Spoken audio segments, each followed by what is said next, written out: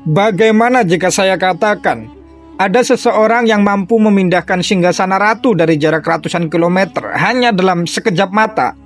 Kisah ini bukan hanya dongeng, melainkan tercatat dalam Al-Quran. Ia adalah Asif bin Barkhia, sosok yang dikisahkan memiliki ilmu yang luar biasa. Siapakah dia? Apa yang membuatnya mampu melakukan hal yang luar biasa itu? Dan apa pelajaran yang bisa kita ambil dari kisah ini? Mari kita jelajahi bersama. Asif bin Barkhia adalah salah satu tokoh penting dalam kisah Nabi Sulaiman alaihissalam yang tercatat dalam Al-Quran, khususnya dalam surat An-Naml ayat 38-40. Beliau dikenal dengan berbagai macam pendapat.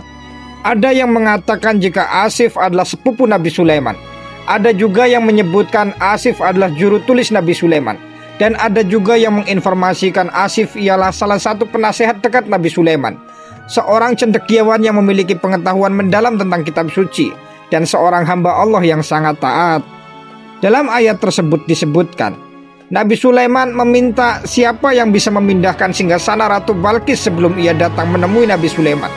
Jin yang kuat yaitu Ifrit menawarkan jasanya untuk melakukan dalam waktu yang cepat. Namun Asif bin Barkhia berkata, "Aku akan membawa singgasana itu kepadamu sebelum matamu berkedip." Dan seketika singgasana itu benar-benar hadir di hadapan Nabi Sulaiman. Kecepatan ini menggambarkan kekuatan ilmu yang dimiliki Asif bin Barkhia. Namun, dari mana ia memperoleh kemampuan seperti itu? Sebelum masuk dari mana kekuatan itu berasal, saya akan lebih dulu menjabarkan rentetan peristiwanya. Sebagaimana dikisahkan dalam Al-Quran, Raja Sulaiman merupakan sosok yang memiliki kelebihan dapat berbicara dengan semua makhluk, mulai dari hewan, tumbuhan, bahkan semua yang berasal dari negeri Ghaib. Dikisahkan, Nabi Sulaiman merupakan raja yang wilayah kekuasaannya sangat luas. Pada suatu hari, Nabi Sulaiman menginginkan seluruh makhluk yang berada di bawah kekuasaannya untuk berkumpul. Akan tetapi ketika pengabsenan tidak dijumpai sosok burung hudhud dalam majelis tersebut.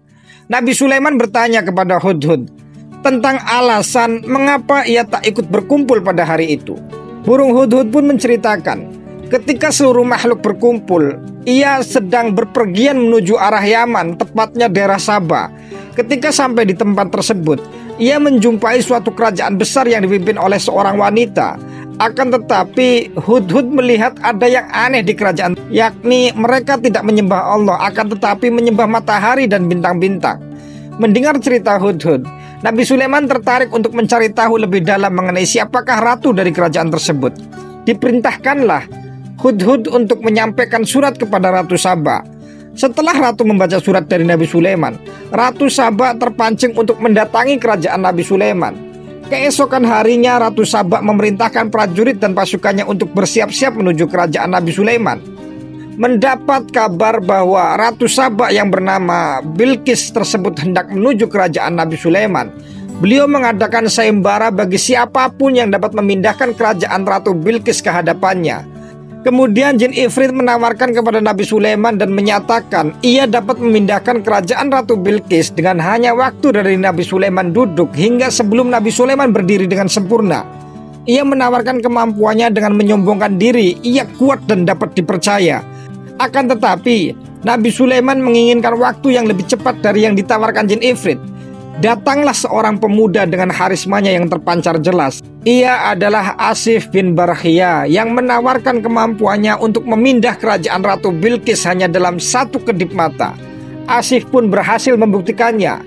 Ia berhasil memindahkan singgasana Ratu Bilqis yang berada di Yaman menjadi di Baitul Maqdis Palestina dalam satu kedipan mata. Nabi Sulaiman dengan segenap orang yang menyaksikan terkesima akan kehebatan Asif. Lalu, apakah yang membuat Asif memiliki kehebatan yang melebihi Jin Ifrit? Sekarang kita masuk pembahasan pada ilmu yang dimiliki Asif bin Barkhia.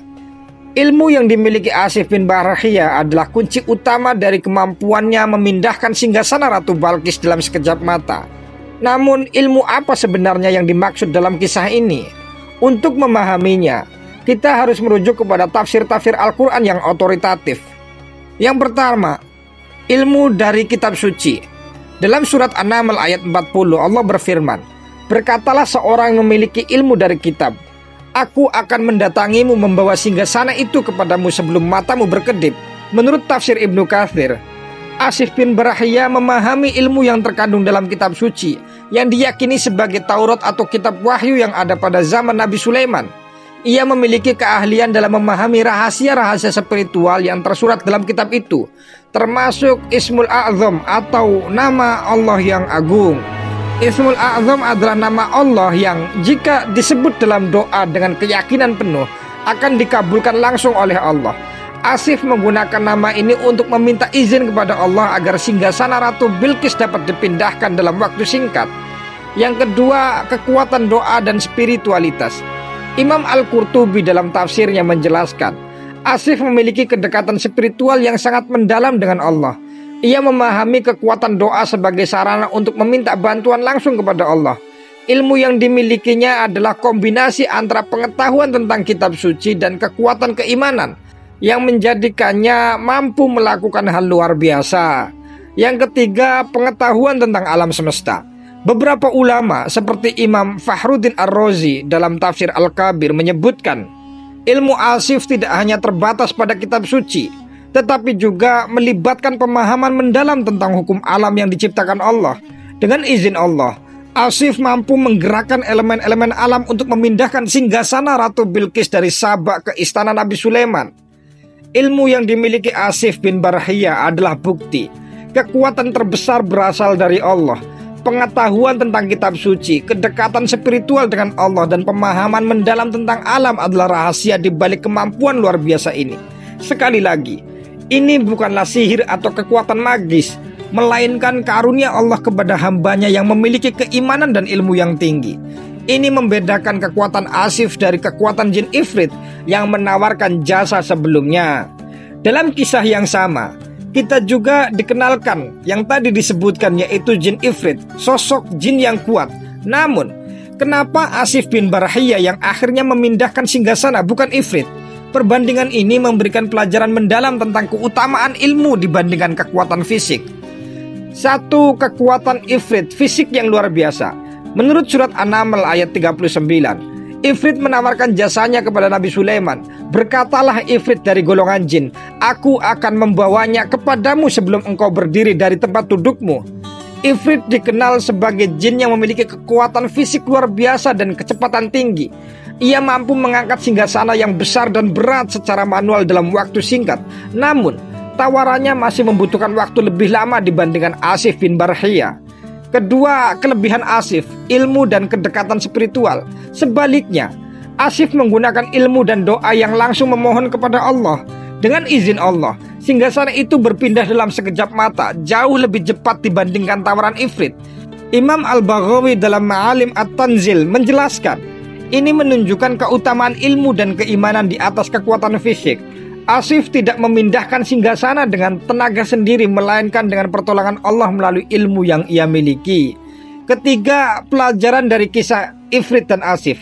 Perbandingan ini memberikan banyak pelajaran penting, yaitu kekuatan fisik tidak sebanding dengan kekuatan spiritual. Jin Ifrit meskipun kuat tidak mampu menandingi kecepatan yang diberikan oleh ilmu dan doa Asif. Lalu, ilmu adalah senjata terbesar. Asif menunjukkan pengetahuan yang dikombinasikan dengan keimanan adalah kunci untuk mencapai sesuatu yang luar biasa. Kemudian kekuatan itu berasal dari Allah.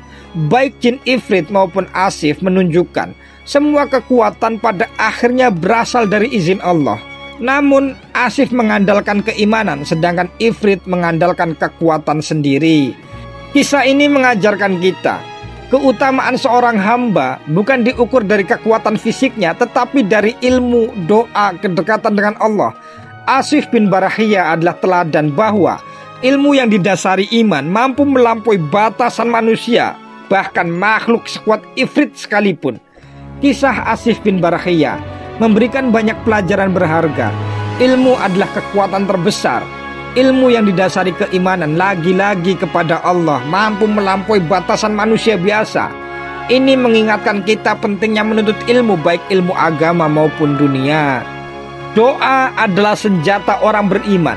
Dengan memohon kepada Allah melalui doa yang tulus, Asif mampu melakukan sesuatu yang mustahil bagi orang lain. Itulah dorongan kekuatan spiritual lebih tinggi dari kekuatan fisik. Jin Ifrit yang memiliki kekuatan besar kalah dengan Asif yang memiliki ilmu dan iman. Ini mengajarkan kita untuk tidak mengandalkan fisik semata, tetapi juga menguatkan sisi spiritual. Kisah Asif bin Barahiyah ini tidak hanya tercatat dalam Al-Quran, tetapi juga banyak dijelaskan oleh para ulama dalam kitab tafsir. Tafsir Ibnu Katsir menyebutkan kehebatan Asif sebagai bukti dari keutamaan ilmu dan doa yang didasarkan pada Ismul A'zam. Tafsir Qurtubi menekankan ini adalah salah satu mukjizat yang terjadi melalui Nabi Sulaiman, tetapi dilakukan oleh Asif sebagai hambanya yang berilmu. Imam Fakhruddin Ar-Razi dalam tafsir Kabir menekankan kisah ini menunjukkan tingginya derajat seorang hamba yang taat kepada Allah. Kisah Asif bin Barahiyah bukan hanya tentang keajaiban memindahkan singgasana, tetapi juga tentang kekuatan ilmu, doa, dan keimanan dalam kehidupan kita. Mungkin kita tidak akan memindahkan singgasana, tetapi dengan ilmu dan doa kita bisa memindahkan gunung tantangan yang ada di hadapan kita. Jadi, mari kita jadikan Asif bin Barahiyah sebagai inspirasi untuk terus belajar, berdoa, dan memperkuat keimanan kita. Karena pada akhirnya, kekuatan sejati adalah kekuatan yang datang dari Allah. Mohon maaf jika ada kesalahan. Terima kasih sudah menonton. Sampai jumpa di Lingkar Jejak selanjutnya.